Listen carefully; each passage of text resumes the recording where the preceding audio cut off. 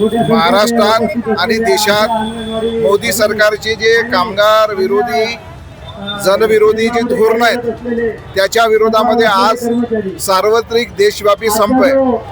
हा संप संघटित आणि असंघटित क्षेत्रातील कामगारांनी पुकारलेला आहे। आपल्याला माहित असेल की मोदी सरकार जेव्हापासून सत्तेत आलेलं आहे 2014 नंतर 16 मध्ये त्यांनी प्रयत्न केला, 16 नंतर 17 मध्ये प्रयत्न केला आणि आता 21 नोव्हेंबर 2025 ला त्यांनी देशभर 4 कामगार कोड हे 29 कामगार कायदे रद्द करून आणलेले आहेत। हे कोड कामगारांच्या हिताचे नाही आहेत, हे कोड मालक वर्गाच्या हिताचे आहेत। यामुळे इथून पुढे कायम कामगार राहणार नाहीयेत आणि कामगारांसाठी ज्या सुखसुविधा आहेत त्या सुखसुविधा ऑटोमॅटिक रद्द होतील।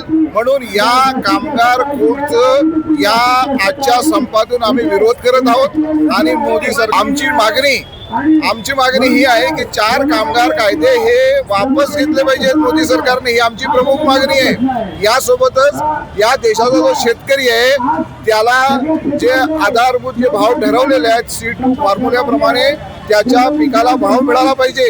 आणि तिसरी महत्वाची मागणी आहे, या देशातील जे असंघटित कामगार आहे, योजना कामगार आहे, त्या कामगारांना सामाजिक सुरक्षा मिळाली पाहिजे।